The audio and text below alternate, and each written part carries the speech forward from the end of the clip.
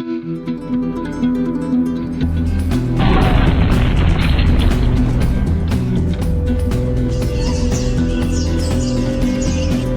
अपनी बीवी आरती और माँ सावित्री के साथ मोतीपुर नाम के एक गांव में रहता है।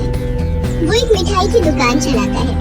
आरती और सावित्री दोनों मिलकर रात को मिठाई बनाते हैं और सुबह होते ही रमेश दुकान जाने के लिए तैयार हो जाता है। अरे आरती, जल्दी करो, दुकान पर जाने का समय हो गया है। हाँ हो गया, ठीक है। आरती मिठाई लाकर देती है और रमेश एक बैग में वो सब लेकर दुकान के लिए रवाना हो जाता है और दुकान पहुंचते ही देखता है कि दुकान के बाहर लोगों की लाइन लग चुकी है। अरे भाई रमेश, अरे भैया कहाँ रहेगा, इतनी देर है। ठीक है, मुझे 100 रसगुल्ले चाहिए, जल्दी कर दो भैया। हाँ, मुझे भी 20 रसगुल्ले चाहिए, रमेश कहता है। देता हूँ, दुकान तो खोलने दो पहले। रमेश दुकान खोलकर सभी को रसगुल्ले देने लगता है और कुछ ही देर में उसकी सारी मिठाइयाँ खत्म हो जाती है। असल में रमेश की दुकान की रसगुल्लों की क्वालिटी बहुत अच्छी है। उसके पास 5 गाय, उन गायों के दूध से ही बनाए जाते हैं ये रसगुल्ले। गांव वाले रमेश के रसगुल्लों की बहुत तारीफ करते हैं। ऐसे ही खुशी खुशी रमेश के दिन बीतते हैं। लेकिन एक दिन गांव में बाहर से एक हलवाई आता है और यहाँ एक मिठाई की दुकान खोलने की तैयारी करता है। उस हलवाई का नाम माधव है। माधव और उसकी बीवी उर्मिला बहुत ही घमंडी किस्म के इंसान हैं। मेरे जैसी मिठाई इस दुनिया में कोई नहीं बना सकता। इस गांव में बस एक ही मिठाई की दुकान है, इसीलिए सभी उसी से मिठाई खरीदते हैं। मगर अब से लोग हमारी दुकान से खरीदेंगे। अगले दिन से माधव मिठाई लेकर दुकान में बैठता है। 2-3 गांव वाले उसके दुकान पर आते भी हैं। भैया नई मिठाई की दुकान, भैया 2 रसगुल्ले दो, खा के देखता हूँ कैसे है। माधव 2 रसगुल्ले देता है, मगर रसगुल्ले से खराब हो जाने की बू आ रही है। अरे ये क्या दे दिया भैया, ये तो खराब है, इतनी गंदी बू आ रही है। माधव अहंकारी है, वो कहता है इससे अच्छा नहीं मिल सकता, इस दाम में यही मिलेगा, खाना है तो खाओ, नहीं तो जाओ यहाँ से। जा रहा हूँ। इससे कहीं ज्यादा अच्छे रसगुल्ले तो रमेश की दुकान में मिलते हैं।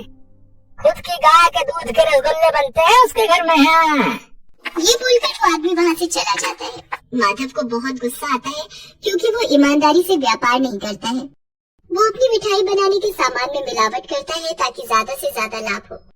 वो अपने मन ही मन में सोचता है कुछ तो करना ही पड़ेगा उस रमेश का, नहीं तो मेरा व्यापार यहाँ नहीं चलेगा। घर पहुंचकर वो अपनी बीवी उर्मिला से सब कुछ कहता है। उर्मिला कहती है देखो जी, उसके पास कोई गाय नहीं रहेगी तो वो रसगुल्ले भी नहीं बना सकेगा। मैं तो कहती हूँ उसकी गायों का कुछ इंतजाम करो। वाह उर्मिला, तुम तो बहुत शातिर निकली। उर्मिला हंसने लगती है। उसी रात को माधव और उर्मिला मिलकर रमेश के 5 गाय चोरी कर लेते हैं और सुबह होते ही वो उन 5 गाय को दूसरी गांव के बाजारों में बेच देते हैं और फिर घर लौटकर खुशियां मनाने लग जाते हैं। उधर नींद से उठने के बाद रमेश देखता है कि एक भी गाय उसके घर के बाहर नहीं है। वो घबरा जाता है। ये क्या, मेरी सारी गाय कहाँ चली गई? हे भगवान, अब क्या होगा? रमेश की आवाज सुनकर आरती और सावित्री भी घर के बाहर चले आते हैं। वो लोग इधर उधर ढूंढने लगते हैं लेकिन उन्हें एक भी गाय नहीं दिखती। ये देखकर माधव और उर्मिला मन ही मन हंसते रहते हैं और पूरा दिन ढूंढने के बाद रमेश रो पड़ता है। अब क्या होगा? अब रसगुल्ले कैसे बनेंगे? व्यापार कैसे चलेगा? घर कैसे चलेगा? तीनों रोते रहते हैं और फिर रमेश बचे कुचे रसगुल्ले बेचने के लिए दुकान में चला जाता है। माधव उसके पास आता है और कहता है क्या रे रमेश, चला आया रसगुल्ले बेचने? ठीक है बेच ले, आज ही तो लास्ट है, कल से इस गांव में सिर्फ मेरे रसगुल्ले बिकेंगे। रमेश को पता चल जाता है कि माधव ने ही गायों के साथ कुछ किया है, लेकिन उसके पास कोई सबूत नहीं है। वो करे भी तो क्या करे। माधव वहाँ से चला जाता है। उधर कुछ देर बाद माधव की दुकान में एक बूढ़ी औरत आती है। वो बूढ़ी औरत कहती है बेटा, मैंने पिछले 1 हफ्ते से कुछ भी नहीं खाया है, मेरे पास पैसे नहीं है, क्या तुम मुझे कुछ रसगुल्ले खिला सकते हो? अरे जाओ यहाँ से, फोकट में किसी को कुछ नहीं खिलाता, चलो। ये सुनकर माधव उस बूढ़ी औरत को भगा देता है। वो बूढ़ी औरत रमेश के पास जाती है और उससे भी रसगुल्ले मांगती है। रमेश के पास ज्यादा रसगुल्ले नहीं है, कल से वो रसगुल्ले बना भी नहीं सकता, मगर फिर भी बूढ़ी औरत को देखकर उसके मन में दया होती है। वो उस औरत को कुछ रसगुल्ले खाने के लिए देता है। ये लीजिए माँ जी, खा लीजिए। वो औरत खाने लगती है। खत्म हो जाने के बाद और भी मांगती है। ऐसे करते करते वो औरत दुकान के सारे रसगुल्ले खत्म कर देती है और उसके बाद कहती है, बहुत बहुत धन्यवाद बेटा, मगर मैंने तुम्हारे सारे रसगुल्ले खत्म कर दिए। कोई बात नहीं माँ जी। नहीं बेटा, इसके बदले मैं तुम्हें कुछ देना चाहती हूँ।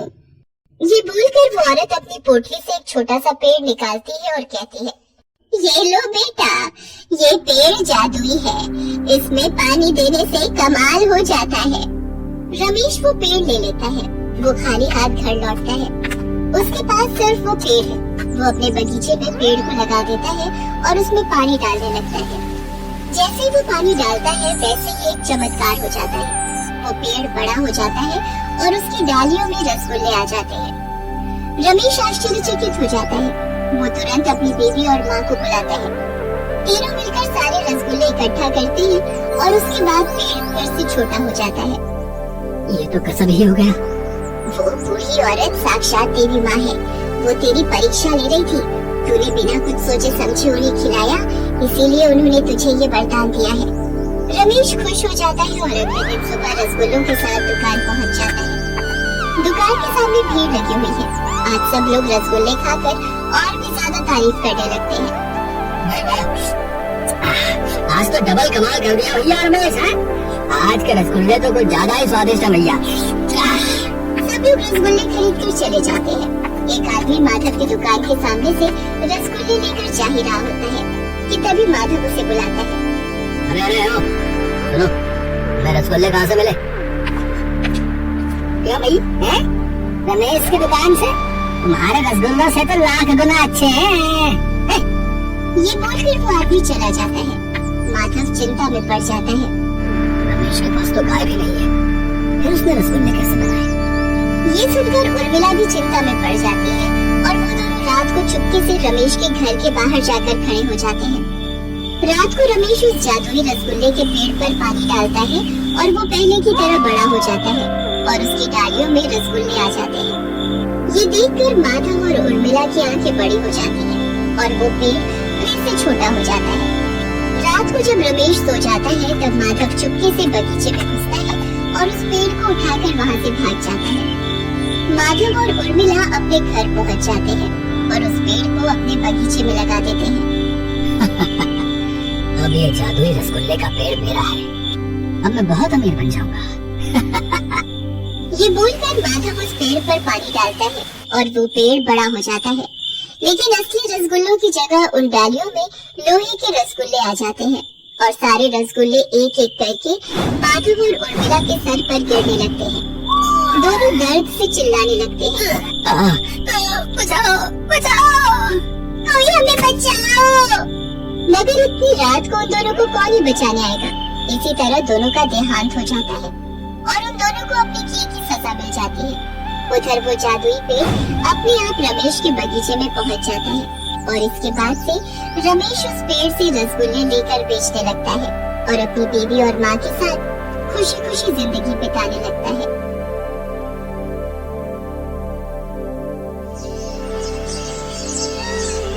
माला और सरजू कई सालों से गांव के अमीर सेठ जय किशन के यहाँ काम करते थे। सरजू सेठ की फैक्ट्री में मजदूरी किया करता था और माला उसके घर के सारे कामकाज। सरजू और माला के दो बच्चे भी थे, बिंदिया और शिवा। सरजू और माला जितने ईमानदार और मेहनती थे, सेठ और उसकी बीवी सरिता उतने ही घमंडी और लालची थे। वो गरीबों को अपने पैरों की धूल समझते थे। माला, अरे माला कहाँ मर गई? यहाँ जल्दी। जी मालकिन बताइए। क्या बताऊं? 1 घंटे पहले कहा था तुझसे कि घर के काम जल्दी निपटा कर आ मेरे पास। शाम की पार्टी के लिए मुझे तैयार होना है, लेकिन तेरे कानों में मेरी आवाज जाती कहाँ है? माफ कर दीजिए मालकिन, वो आज बर्तन बहुत सारे थे इसीलिए वक्त लग गया। अब बातें मत बना मेरे सामने, जल्दी कर। वो बिस्तर पर मेरे सारे गहने रखे हैं, एक एक करके मुझे पहना दे। चल जल्दी कर। माला बिस्तर पर से गहने उठाने लगती है कि तभी सरिता उसे रोकते हुए कहती है, अरे सुन, रुक 1 मिनट। वो वाला हार तू मत छू से, मैं ही उठाती हूँ। सरिता एक ज्वेलरी बॉक्स उठाती है और फिर उसे खोलती है। उस बॉक्स में बड़ा ही सुंदर हीरो का हार था। उस हार की चमक देखकर माला ने कहा, वाह मालकिन, ये हार तो बहुत ही सुंदर है। आप बैठिए, मैं पहना देती हूँ आपको। नहीं, रहने दे, तुम इसे हाथ मत लगाना, मैला हो गया तो। असली हीरो का हार है, खास आज शाम की पार्टी के लिए खरीदा है मैंने। तुझे दूर से देखना है तो देख ले, वैसे भी तूने अपनी जिंदगी में असली हीरे थोड़ी ही देखे होंगे कभी। ऐसा मत कहिए मालकिन, मेरे पापा हीरो की खान में काम करते थे। बचपन में मैंने बहुत हीरे देखे हैं, वो भी बिल्कुल असली। रहने दे, मजदूरी करके खान से हीरे निकालना अलग बात है और उन्हें खरीद कर गले में पहनना अलग। चल अब बातें बनाना बंद कर और मुझे तैयार कर जल्दी से, वैसे ही बहुत देर हो गई है। माला चुपचाप सरिता को तैयार करने लगती है। ये सरिता की आदत थी। उसे अपनी अमीरी पर इतना घमंड था कि वो अपनी महंगी चीजों का दिखावा करने का एक भी मौका नहीं छोड़ती थी, खास तौर पर माला के सामने, क्योंकि वो जानती थी कि ये सब खरीद पाना माला के बस से बाहर था। दूसरी तरफ माला को बाकी चीजों से इतना फर्क नहीं पड़ता था, लेकिन गहनों का उसे भी बड़ा शौक था, पर वो कभी अपना ये शौक पूरा नहीं कर पाई। सरिता तैयार होकर सेठ के साथ पार्टी में चली गई और माला सारे काम निपटा कर अपने घर पहुंची। उसका उदास चेहरा देखकर सरजू ने उससे पूछा, क्या हुआ माला, आज क्या दिखाकर जलाया तुझे मालकिन ने? मैं किसी से जलती वलती नहीं, वो तो बस ऐसे ही। तू मुझसे झूठ नहीं बोल सकती माला, बता दे मुझे, अगर मेरे बस में हुआ तो मैं भी ला दूंगा तेरे लिए। क्या ला दोगे? वैसा ही हीरो का हार जैसा मालकिन पहन कर गई है पार्टी में। माला ये क्या कह रही है तू? इतनी बड़ी ख्वाहिशें कब से होने लगी तेरी? हाँ तो क्या बुरा है ख्वाहिश रखने में? सिर्फ पेट भरना ही जीवन का नाम है क्या? माला की आंखों में बेबसी के आंसू थे। वो गुस्से में घर की दहलीज पर आकर बैठ जाती है। तभी वहाँ एक बूढ़ी अम्मा आती है और अपना खाली कटोरा माला की तरफ बढ़ाते हुए कहती है, इस बुढ़िया के पेट की आग बुझा दे बेटी, भगवान तेरी हर इच्छा पूरी करेगा।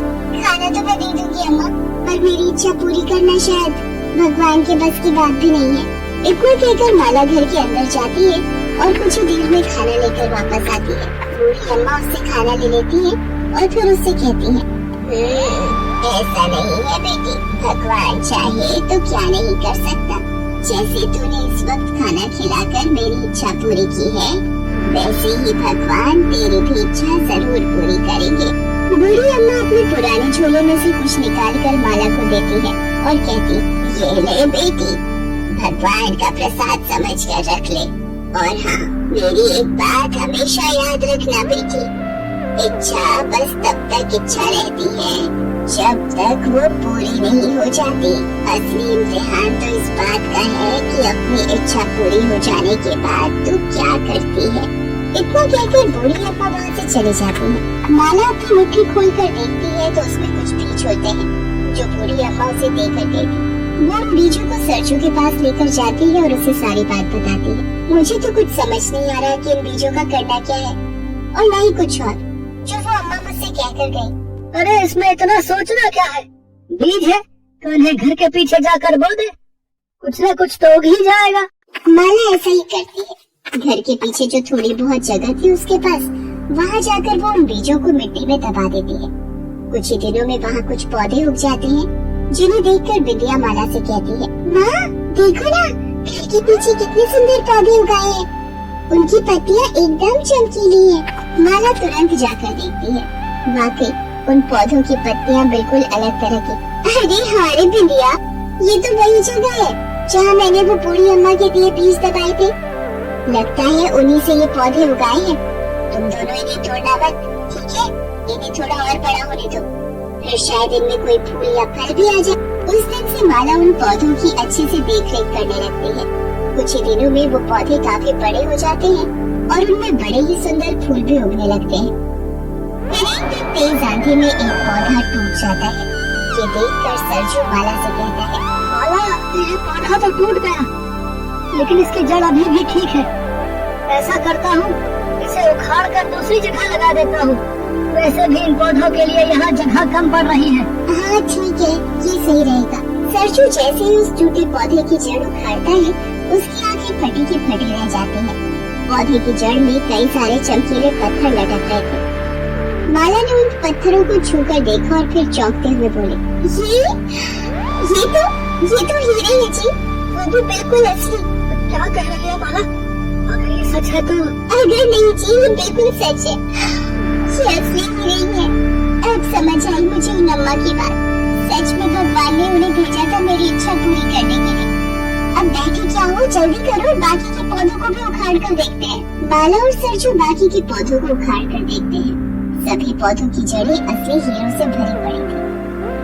उन दोनों ने उन पौधों के फूलों से और बीज तैयार किए और अब तो वो हीरों की खेती करने लगे। माला और सरजू के दिन फिर गए थे।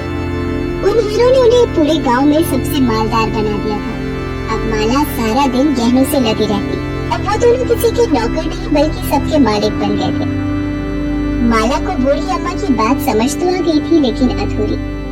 अब सरिता की तरह माला को भी अपनी अमीरी पर घमंड होने लग गया था। एक दिन बाजार में, अरे सरिता कैसी हो? वैसे दिख तो गरीब ही रही हो। तुम्हारा ये हार कितना फीका है। मेरे हार की चमक के सामने तो ये कुछ भी नहीं। सरिता बिना कुछ कहे वहाँ से चली गई। माला की सारी इच्छाएं अब पूरी हो गई थी। उसके पास हीरों के खेत थे, जो अपने आप में किसी अजूबे से कम नहीं था। फिर एक दिन, माँ चलो माँ, देखो शिवा को पता नहीं क्या हो गया, वो उठ ही नहीं रहा। माला भागती हुई शिवा के पास पहुँची। वो जमीन पर बेहोश पड़ा था और उसके एक हाथ में एक बड़ा सा हीरा था। उसे देखकर माला ने गुस्से से पूछा, ये हीरा कैसा है उसके पास? पता नहीं मालकिन, हमने तो खेत से लाकर बोरी यही रखी थी। पता नहीं कब शिवा बाबा ने ये हीरा निकाल लिया। ये तो साफ था कि शिवा ने खेलते हुए उस हीरे को अपनी जेब से लगा लिया था, जिससे वो बेहोश हो गया। सरजू शिवा को तुरंत अस्पताल लेकर भागा। देखिए, हम बच्चे को बचाने की कोशिश कर रहे हैं, लेकिन उसकी हालत नाजुक है। अब भगवान ही कोई चमत्कार कर सकते हैं। डॉक्टर की बात सुनकर तो जैसे माला के होश ही उड़ गए थे। उसे तो अब जैसे हीरो से नफरत सी होने लगी थी। उसने तुरंत अपने शरीर से हीरो के सारे गहने उतार कर फेंक दिए और पास ही बने एक मंदिर में जाकर भगवान के सामने जोर जोर से रोने लगी। हे भगवान, इतनी बड़ी कीमत मत लीजिए मुझसे, मुझे कुछ नहीं चाहिए। मैं हर परेशानी के साथ जी लूंगी, लेकिन अपने बच्चे के बिना नहीं जी सकूंगी मैं।